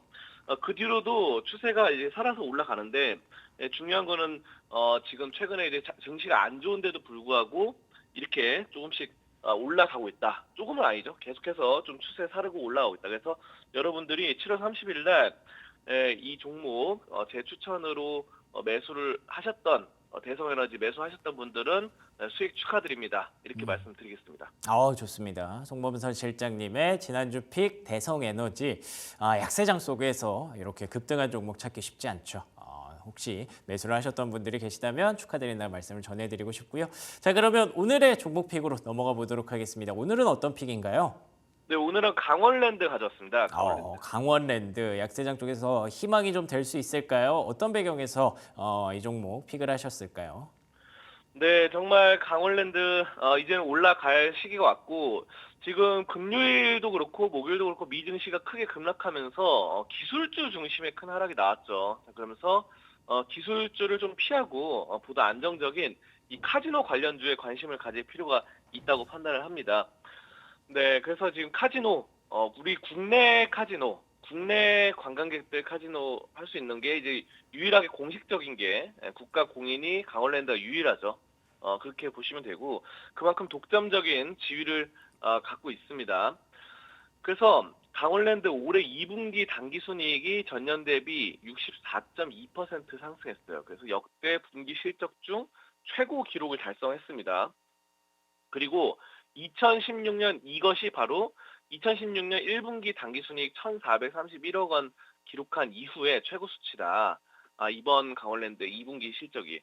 이게 상당히 뜻깊은 게 왜 그러면은 우리가 코로나 때 강원랜드 정말 아무도 안 갔거든요. 아예 강원랜드가 폐쇄됐어요. 그러면서 몇 년 동안 문을 안 열게 되면서 굉장히 좀 실적상 어려웠습니다. 자, 그런데 이번 2분기가 지난 2016년 코로나 터지기 전보다 더 이렇게 역대 최고라는 것은 굉장히 의미가 깊다. 저는 이렇게 생각을 하고요. 강원랜드 같은 경우는 일반 업장하고 이 정규 회원 업장으로 구분이 돼 있어요. 그러니까 이게 뭐냐면은 지금 우리가 일반 업장 같은 경우는 그냥 일반 고객들, 그냥 관광객들, 일반 관광객들 온다 이렇게 보시면 되고 정규 회원 업장은 VIP 회원 이렇게 VIP 카드를 갖고 있는 회원들이 온다 이렇게 보시면 됩니다. 자, 이 중에서도 이 카지노 회원 업장의 매출 신장이 강원랜드 전체 매출을 견인을 했어요, 이번에. 자, 그래서 강원랜드의 이 카지노 일반 업장 같은 경우는 불법 도박으로 인해서 지금 방문객 감소 여파로 약 4% 감소했습니다. 일반 업장은. 자, 그런데 회원 업장 매출이 지속적인 회원 서비스 이런 것들 개선 노력으로 방문객이 늘었어요. 자, 그러면서 98%가 회원 업장에서 늘었습니다. 굉장합니다. 그래서 중요한 거는 일반 업장도 이제 늘어날 것인가 이것을 좀 판단을 해봐야 되는데요. 일반 업종이 아까 전에 불법 도박 때문에 줄어들었다고 했잖아요. 이 불법 도박이 뭐냐면은 요즘 뭐 홀덤펍 이런 거 있죠. 홀덤펍. 그래가지고 홀덤펍에서 원래는 이제 합법적으로 이렇게 놀이 형식으로 약간 보드 게임처럼 하는 그런 카드 놀이를 해야 되는데 거기서는 요즘 뭐 홀덤펍에서 불법으로 이렇게 숨어가지고 막 이렇게 도박을 현금이 크게 오가는 이런 경우가 몇 번 적발됐거든요. 자, 그런 것 때문에 약간 이미지가 안 좋아졌죠. 그래서 정부에서도 약간 막 이렇게 강력하게 제재를 하고 구속을 하고 벌금을 물리는 이런 경우가 굉장히 많아졌습니다. 최근에. 자, 그런 점들 때문에 지금 약간 일반 고객들이 줄어들었다 이렇게 볼 수 있는데 저는 장기적으로 보면 이건 긍정적이다 이렇게 생각합니다. 이 강원랜드가 최근에 이제 뭐 작년이나 재작년에 실적이 좀 약간 흔들렸던 거는 홀덤펍에서의 불법 도박이 많았기 때문이거든요. 그런데 정부에서 이 불법 도박을 때려잡는다 해가지고 많이 적발됐기 때문에 이런 것들이 때려잡으면 그것에 대한 수요, 불법 도박을 하고 싶은 사람들이 더 이상 홀덤펍에서 할 수 없으니까 수요가 강원랜드로 간다는 거죠. 그래서 강원도를 가서 합법적으로 국내 독점적인 합법적으로 세금을 내고 이렇게 카지노를 즐긴다 이렇게 보시면 됩니다. 자, 그리고 이제 재무를 좀 보시면은 재무가 이렇게 꾸준히 수익을 창출하고 있고요. 성장성이 있어요. 그래서 매출액이 여러분들 보시면은 꾸준히 올라간다. 이렇게 보시면 됩니다. 최근에 뭐 1조 이상대로 안정적으로 1조 4천억까지 올라가는 상황들이 나타나고 부채 비율은 26%, 그리고 유보율 1,400% 이상으로 굉장히 낮은 부채 비율과 높은 자본 유보율을 띄고 있습니다. 차트를 보시면은 차트에서 이제 저점 하단선에서 강한 이런 추세 상승의 전환 시그널이 포착되거든요. 정말 많이 떨어졌어요. 이거는 제가 지금 화면에 보이시는 거는 주봉입니다. 주봉. 뭐 몇 년 전, 5년 전, 8년 전 것도 있는데 정말 5년 전부터 계속 떨어졌습니다. 그래가지고 연 단위로 여러분들 화면에 보실 수 있는 건데 정말 이게 바닥이라서 최근에 증시 안 좋잖아요, 여러분들. 최근에 증시 안 좋은데 이제 기술주들, 특히 반도체주들이 많이 급락 나오는데 이거는 더 떨어질 것도 없어요, 여러분들. 더 떨어질 것도 없이 바닥이니까 좀 긍정적으로 보면서 매수 노려볼 수 있겠습니다. 알겠습니다. 저평가 대안이 될 수 있는 종목 강원랜드였고요. 목표가와 손절가 들어볼까요? 네, 강원랜드의 목표가는 18,000원으로 1차 목표가 잡으시면 되겠습니다. 사실 한번 치고 올라가면 더 크게 올라갈 수 있다 이렇게 판단을 하고 있고요. 지금 보시면은 아까 제가 보여드렸던 차트 같은 경우는 주봉이라서 연 단위로 막 5년 전 것까지 나와서 굉장히 급락한 걸로 나왔는데 지금 화면에 보이시는 차트 같은 경우는 뭐 3개월 단위의 그런 차트죠. 그래서 지금 약간 바닥에서 좀 추세가 올라가고 있어요. 그래서 하방에서 경직성을 띠고 상방으로 올라가고 있다. 18,000원 목표 잡으시면 되고 손절가는 11,000원 잡으시면 되겠고요. 매수가는 오늘 시초가로 14,500원 전후로 매수를 해보시면 좋겠습니다. 알겠습니다. 강원랜드 목표가 18,000원, 손절가 11,000원이었습니다. 송범선 실장과 함께했습니다. 실장님 고맙습니다. 감사합니다. 네, 그럼 앵커의 픽으로 이어가겠습니다. 오늘의 앵커의 픽은요, 한샘으로 정해봤습니다. 뉴욕 증시에서 나타난 급락세 계속해서 시장에 좀 영향을 줄 가능성이 높기 때문에 그나마 희망적인 부분을 하나만 찾자면 금리 급락에 따라서 부동산 섹터가 좀 강했던 거거든요. 그래서 건설 건자재 섹터가 앞으로 금리 하락의 어떤 수혜가 되지 않을까라는 관점이었고요. 최근에 실제로 부동산 주택 가격이 상승세를 보여주고 있고 거래량도 조금씩 늘어나고 있다고 하더라고요. 그래서 이례적으로 이런 약세장 속에서도 한샘의 경우에는 투자 의견이 KB증권에서 매수로 상향이 됐고요. 그러면서 목표가가 77,000원까지 제시가 됐는데 오늘 실적을 발표하는 종목이니까 한번 잘 체크해 보시면 좋을 것 같습니다. 자, 그러면 이어서 AI의 픽으로 넘어가 보도록 하겠습니다. 사실 오늘의 시장이 뭐 그렇게 종목이 크게 궁금한 날은 아니기 때문에 간단하게 그냥 원래 물어보던 대로 한번 추천주를 물어볼게요. 오늘 코스피 추천주 한 주만 알려줘.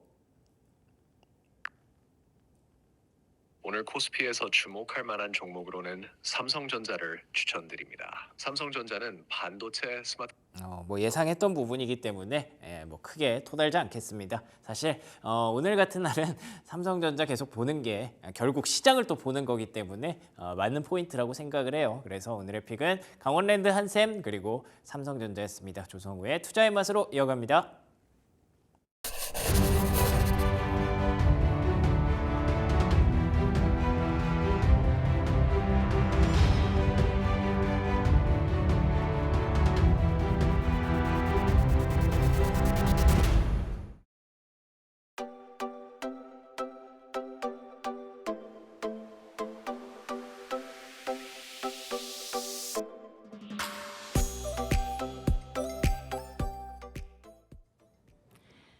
조성우의 투자의 맛으로 넘어왔습니다. SK증권 영업부 PIB센터 조성우 부장 함께합니다. 어서 오세요. 네, 안녕하세요. 네, 부장님. 네, 참 한 주의 시작 월요일인데 힘이 조금 빠지네요. 네. 지난주에 저희 금리 인하에 대한 기대감에 참 들떴었는데 네. 그 기대감이 무색하게도 금요일 날 시장 정말 급락했습니다. 네. 지난주 금요일 시장 어떻게 보셨나요? 예, 뭐 망연자실 그죠? 예, 뭐 또 8월 또 첫날 산뜻하게 출발을 했는데 네. 또 돌변하고 7월 달에도 그랬던 것 같아요. 하반기 산뜻하게 출발했는데 갑자기 뭐 7월 하반기 들어서 시장이 극심하게 흔들렸고 다만 이제 8월 첫날에 이제 금리 인하 기대감으로 이제 좀 좋아지겠거니 싶었는데 네. 갑자기 또 시장 분위기가 돌변하는 이제 그런 모습인데 지금 코스피가 거의 뭐 한 월간 아니 한 4년 만에 단일 그 일간 기준으로는 아마 최대 낙폭이 아마 나오지 않았나 이렇게 알고 있는데요. 그러니까 내용은 뭐 여러분들도 뭐 아실 거예요. 아마 주말에 저 역시도 뭐 여기저기 이제 외신들 다 찾아보고 또 어떻게 돌아가는지 저도 봤겠지만 뭐 우리 시청자 여러분들도 뭐 주말이라고 뭐 편히 쉬셨겠냐 이거죠. 예. 뭐 이제 표면적인 이유는 미국에서 이제 제조업 특히 이제 고용 쪽에 대한 지표가 이제 부진하게 나오면서 자 예전에는 이제 배드 뉴스 이즈 굿 뉴스라고 해서 이제 그런 게 이제 안 좋을 때 오히려 좋게 해석을 했는데 금리 인하가 거의 기정사실화 되니까 이제 안 좋은 걸 또 안 좋은 쪽으로 해석하는 그런 심리들이 갑작스럽게 반영이 된 것 같고요. 일단 지난 금요일 하루만 놓고 보면은 외국인이 코스피 무려 8천억 이상 매도했고 선물도 뭐 장중에 2조 5천억까지 매도하다가 뭐 1조 9천억 정도 하니까 현선물에서 거의 한 3조 원 가까운 매도가 나오니까 뭐 시장이 아무래도 힘이 빠질 수밖에 없는 모습이었고요.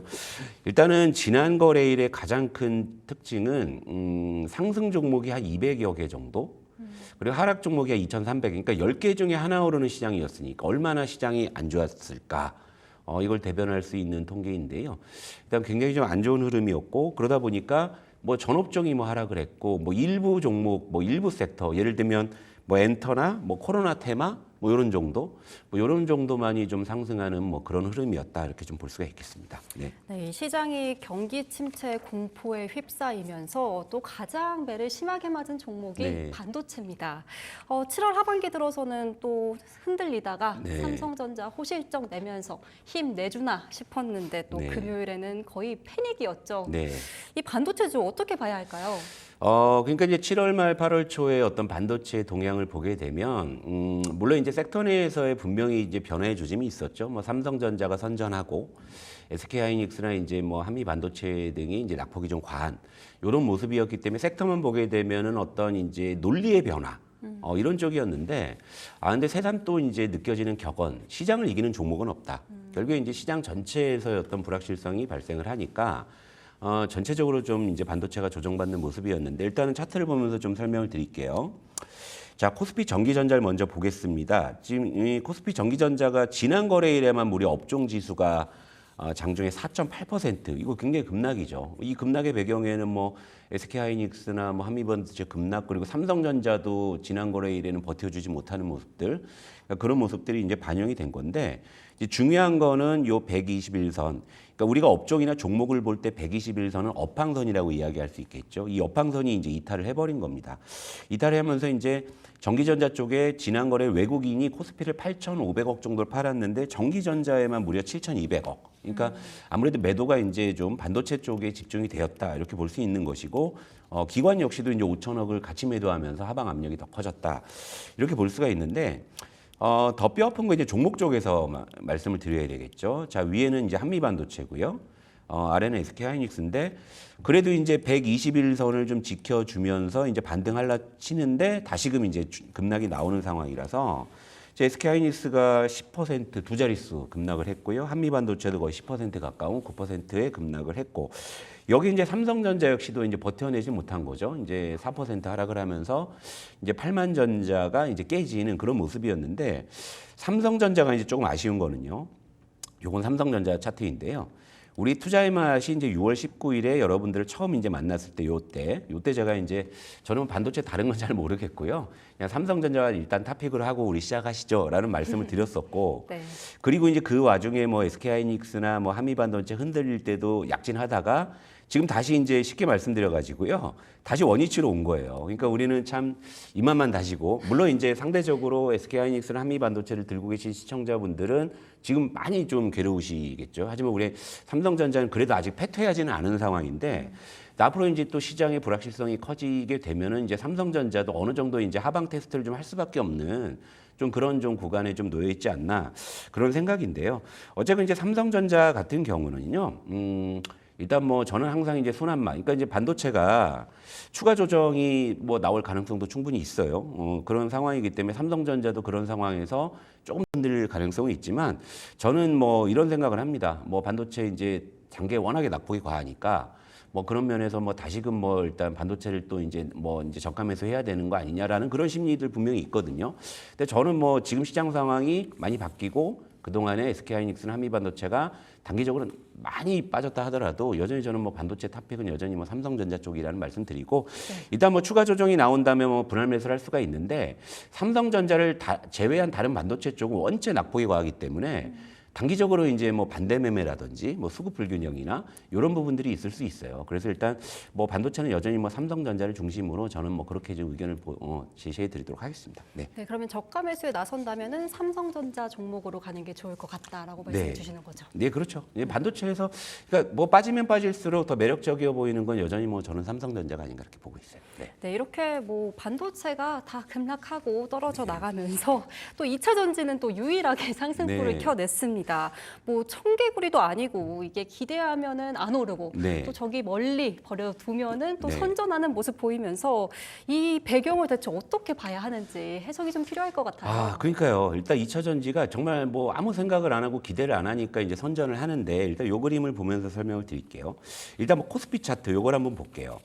우리 코스피가요. 이게 참 그러니까 이게 지금 121선을 이탈한 게 굉장히 좀 오랜만인데요.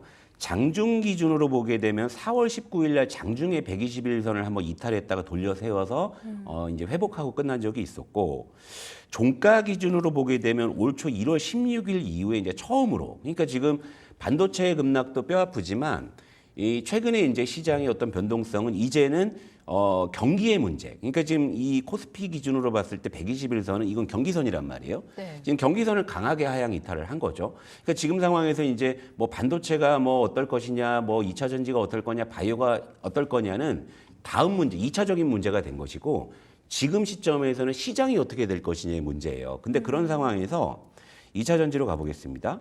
2차 전지는 지금 이제 더 이상 밑으로 두들겨 맞지는 않는 상황이에요. 그리고 최근에 2차 전지 관련해서 뭐 실적적인 악재, 뭐 트럼프 리스크, 뭐 온갖 뭐 이런 악재 그리고 최근에 이제 뭐 또 뭐 이 전기차 화재로 인해 가지고 좀 피해가 확산된 뭐 이런 소식들까지 다 반영하고서도 더 이상은 빠지지 않는다는 거.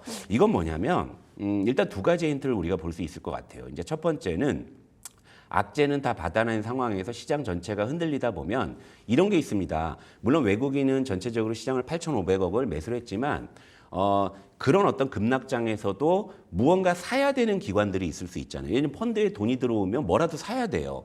그랬을 때 지금 떨어지는 칼날인 반도체를 살 것이냐 아니다. 지금 그래도 바닥 잘 다지는 2차 전지 쪽을 좀 사봐야 되겠다. 이런 쪽에 대한 이제 대안 수급 이런 부분들에 대한 작용이 더 이제 거세졌다. 이렇게 좀 볼 수가 있는 거고.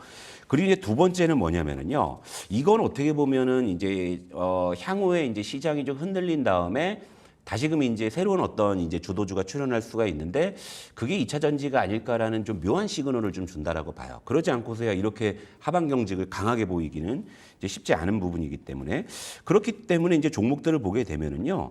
이제 요거는 이제 삼성 SDI입니다. 맨 위에 거는요. 굉장히 최근에 오히려 바닥에서 좀 돌려 세우는 이런 모습이고 보시면 그죠? 그리고 에코프로도 더 이상은 빠지지 않는 모습이 나타나고 있고요. 맨 아래는 포스코 퓨처엠. 뭔가 이런 장에서도 뭔가 좀 바닥에서 올라오고 있는. 그러니까 두 가지죠. 그러니까 첫 번째는 반도체 이쪽이 너무 흔들리고 그걸 또 바이오로 가자니 바이오도 단계 많이 올랐단 말이에요. 네. 그러다 보니까 일단은 2차 전지 쪽이 원체 많이 빠졌으니까 이걸로 가자. 그리고 두 번째는 이렇게 악재를 다 받아내고 더 이상 빠지지 않는 섹터들의 특징은 뭐냐면 다음에는 올라오더라. 이런 부분이에요. 그러니까 오히려 반도체 쪽은 좋다고 하는데 왜 빠져 이렇게 당황하실 수가 있는 거고 2차 전지는 좋을 게 없다는데 왜 올라 이러실 수 있는 거잖아요. 그런데 2차 전지는 최근에 어떤 종목의 흐름이나 이런 걸 보게 되면 뭔가 이제 앞으로는 물론 이제 시장 전체의 문제이기 때문에 이러다가도 시장이 추가적으로 흔들린다고 하면 2차 전지도 또 버티다가 또 밀릴 수도 있지만 그 밀릴 수 있는 폭이 제한적일 것이라는 그런 어떤 기대감들 이런 부분들이 좀 반영이 되는 게 아닌가 저는 이렇게 좀 생각을 하고 있습니다. 네. 네, 반도체에서 이 수급이 빠지면은 어디로 가나 이렇게 보면 네. 또 부장님께서는 반바지에서는 바이오 쪽, 이 바이오가 대안 섹터로 유망하다 이렇게 네. 보셨는데 현 시점에서는 어떠세요? 그러니까 바이오가 그래서 대안 섹터로 작용을 했는데 근데 이제 시장 전체 원체 이제 변동성이 커지다 보니까 반도체를 매도한 수급 아니면 새로 뭔가를 사야 되는 수급 이 것들이 있잖아요. 네. 그런 상황들이 바이오 얘도 좀 많이 단계는 올랐구나. 그러니까 2차 전지로 흘러갔다. 이렇게 좀 말씀드릴 수가 있겠어요. 네. 뭐 2차 전지가 더 낫다고 보시는 건 아니에요? 그러니까요. 물론 가격적으로 네. 시장이 지금 이 시점부터 더 이상 조정을 받지 않는다라고 봤을 때 그랬을 때 너 뭐 살래 하게 되면 지금 현재로서 2차 전지가 가장 가격 메리트가 있는 건 사실이죠. 그렇죠. 그리고 향후에 이제 시장이 반등했을 때 아무튼 시장이 한번 무너진 다음에 새로운 모습으로 올라오죠. 그러면 우리가 기존에 봐왔던 모습이 아닌 경우들이 많아요. 네. 우리 겪었잖아요. 작년 이맘때 2차 전지가 정말 엄청난 랠리를 했죠. 그다음에 시장이 한번 흔들렸죠. 네. 흔들린 다음에 그다음에 주도한 게 누구였죠? 반도체였잖아요. 네. 자, 이번에 반도체에 주도하는 사이클이 일단은 일단락이 된다고 했을 때 시장이 추가적인 조정을 받았을 때는 반도체가 아무래도 그동안 많이 오른 게 있기 때문에 추가적인 조정을 받을 확률이 높잖아요.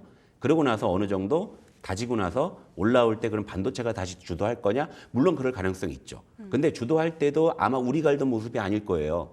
예를 들면 SK하이닉스나 한미반도체가 주도했던 그 모습 그대로 올라올 것이냐, 아니면 약간 논리가 바뀌어서 그동안 주도하지 못했던 삼성전자를 중심한 다른 논리일 것이냐, 그렇죠? 반도체 워낙에 섹터가 이제 광범위하니까. 그럼 2차 전지 같은 경우에도 그런 관점에서 본다 그러면 후보군이 될 수가 있는 것이죠. 그러니까 그런 관점에서 이해하시면 될 것 같습니다. 네. 네, 그러면은 이 2차 전지 여전히 긴 호흡으로 봐야 할까요? 네, 그렇죠. 긴 호흡으로 본다면은 저는 그러니까 누누이 말씀드리지만 2차 전지를 단기에 뭐 어떻게 하시려면은 낭패를 볼 수 있지만 네. 긴 호흡으로 보신다면 제가 앞서 말씀드린 그런 어떤 논리로 인해 가지고요. 그러니까 2차 전지는 물론 이제 추가적인 어떤 시장 변동성에 따라서 또 어떤 뭐 바닥 테스트를 다시 한번 할 수도 있겠지만 네. 저는 2차 전지는 긴 호흡으로 봤을 때는 뭐 여전히 뭐 좋은 관점. 그래서 LG 에너지 솔루션이나 삼성 SDI는 이 와중에 일단 ESS 같은 일단 신규 모멘텀으로 뭔가 좀 다른 어떤 2차 전지 업종 대표주보다는 조금 나은 모습을 보여주고 있으니까 네. 그런 종목들 위주로는 뭐 저는 여전히 뭐 관심이 필요하다 이렇게 보고 있습니다. 네. 네, 그러면은 또 다른 종목을 한번 넘어가 볼게요. 네. 참 오르는 종목 찾기가 쉽지 않았는데 뭐 그 와중에 눈에 띄었던 종목들 네. 보면은 며칠 전에 다뤘던 엔터주 있었고요. 네. 또 코로나 재확산에 따른 이 진단 키트 등으로 코로나 테마주도 급등했습니다. 네. 그 배경이 어떻게 될까요? 일단 뭐 차트 볼게요. 일단은 최근에 코로나 테마 같은 경우는요. 일단은 진단키트 위주로 일단 시세가 전개되고 있어요. 그래서 이 종목은 수젠텍인데요. 수젠텍은 진단키트 종목이죠. 장중에 상한가를 기록을 했고 네. 요 아래는 이제 랩지노믹스, 요것도 진단키트예요. 요것도 진단키트인데 요건 장중에 26% 이제 급등했는데 최근에 이제 코로나 변이가 이제 확산되고 있다라는 건 여러분들도 이제 충분히 인지는 하고 이제 계실 거예요. 그런데 시장의 변동성이 원체 커지니까 네. 그러니까 이제 이쪽으로 수급이 이제 대안세 수급 그리고 약간 테마적 시세죠. 약간 이제 투기적인 수급이 유입되는 이제 그런 모습인데 여기에 이제 예를 들면 뭐 파리 올림픽 선수촌에서도 뭐 확진자가 발생했다. 이제 선수촌에서도 이제 마스크 쓰고 있다. 이제 이러한 이제 소식들이 이제 보태지면서 이제 수급을 더 이제 불러 모으는 이제 그런 상황인데요. 근데 요거는 뭐 아무래도 이제 테마성, 투기성 좀 그런 섹터이기 때문에 일단은 뭐 핵 매운맛이 될 수밖에 없는 변동성이 어마어마하죠. 하지만 시장의 변동성이 추가적으로 이제 이어진다면은 이쪽 테마가 조금 더 수급이 유입될 가능성은 일단 있어요. 네. 예를 들면 오늘 시장도 일단 그렇게 기대감이 없는 상황이니까 네.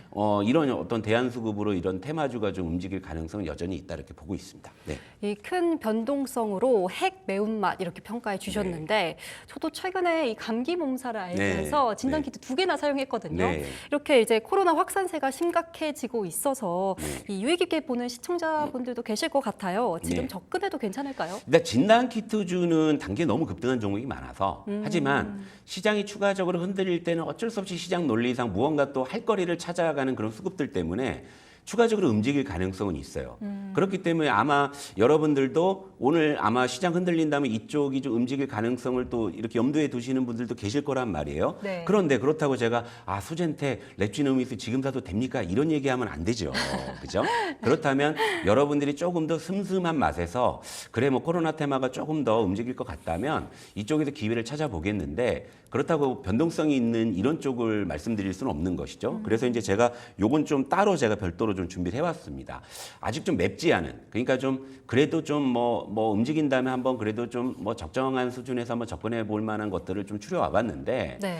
일단은 뭐 보통 맛 정도에서는 사실 지난 그 금요일에는 이제 시총상이 대형 바이오 쪽도 좀 조정을 받았단 말이에요. 그런데 SK 바이오사이언스 혼자 빨간불이었죠. 이건 뭐냐면 SK 바이오사이언스는 국산 코로나 백신을 갖고 있기 때문이죠. 이런 부분이고 진단키트 쪽에서도 물론 수젠텍이나 랩지노믹스 같은 좀 약간 시총이 작은 쪽들은 급등을 하지만 아직은 이제 조금 덜 올라 있는 쪽은 아무래도 이제 시총이 큰 SD 바이오 센서나 아니면 시젠 같은 네. 이런 종목들이 그래도 진단키트 내에서는 덜 오른 이런 이제 측면이기 때문에 추가적으로 뭐 코로나 어떤 테마가 좀 확산된다면 이런 쪽이 이제 대안이 될 수가 있고요. 그리고 이제 조금 더 이제 확산되는 시나리오로 봤을 때는 지금 진단 키트 위주로만 움직이고 있지만 이를테면 뭐 감기약이나 이런 것도 뭐 테마가 될 수 있겠죠. 하지만 확진자가 이제 증가하는 어떤 이런 과정에서 지금 최근에 사실 이제 의료 관련한 좀 이런 시스템이 지금 약간 좀 원활하지가 않은 상황이잖아요. 네. 이런 상황에서 이제 중증 환자나 이런 부분들이 나온다고 했을 때 뭐 예를 들어 음압병동 관련한 쪽으로 또 이제 수급이 이동할 수 있고요.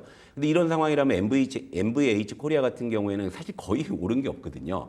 그러니까 이제 저런 것들도 우리가 이제 대한 어떤 2선, 3선에서 올라올 수 있는 그런 종목들로 볼 수가 있으니까요. 네. 이런 종목들 차트를 한번 제가 좀 한번 띄워놔봤는데 보시게 되면은 아직 뭐 이렇게 차트상으로 무난합니다. 보시게 되면 SK 바이오사이언스도 그냥 바닥에서 야금야금 올라오고 있고요. 네. SD 바이오센서도 이 수젠텍이나 이런 종목들에 비해서는 지금 슴슴하게 이렇게 이제 위치가 돼 있는 상황이고 MVH 코리아도 여전히 바닥권에서 일단 움직이고 있기 때문에 이런 쪽에 이제 힌트를 찾아보시고요. 다만 매매에 좀 숙련되신 분에 한해서만 그렇게 좀 접근하시는 게 좋지 않나 말씀드리겠습니다. 네, 수젠텍이나 랩지노믹스는 지금 핵 매운맛 얘기해 주셨지만 다른 이런 순한맛, 보통맛 네. 종목까지 이야기해 주셨는데 참 이 미국 시장이 정말 국내에 영향 많이 끼치잖아요. 네. 반등의 가능성은 없는 건지 오늘 우리 시장 흐름은 어떻게 보실까요? 좀 죄송한 얘기지만 오늘도 한 대 더 맞을 생각을 하시는 게 속 편하실 것 같다. 다만 오후장에 아랫꼬리를 다느냐 마느냐 이 부분은 좀 중요할 것 같아요. 그러니까 오전장을 편하게 볼일 보시면 좋을 것 같습니다. 네. 좋습니다. 참 수익률이 나쁜 달이기 때문에 이 8월 달 더 네. 많은 사람들이 긴장하고 있는 것 같아요. 네. 뭐 1980년 이후에 네. 8월 달이 가장 항상 수익률이 안 좋다라고 하는데 네. 어떻게 우리 준비해야 될까요? 그러니까 안 좋을 때는 뭐 3회 법칙이다, 아래 공포다, 뭐 하고 이런 거. 근데 이게 없었던 이야기들이 아닌 거거든요. 그러니까 네. 시장은 늘 자기가 보고 싶은 것만 보고 듣고 싶은 걸 들으려는 심리인 거죠. 네. 근데 지금 안 좋은 이야기를 이제 듣는 구간이기 때문에 네. 당분간은 조금 우리가 리스크 관리해야 될 것 같습니다. 네. 네, 오늘도 말씀 감사합니다. 네, 감사합니다. 네. 네, SK증권 영업부 PIB센터 조성우 부장 함께했습니다. 저희 출발 딜사이트 1부는 여기서 마무리하도록 하겠습니다. 2부에서 함께합니다. 감사합니다.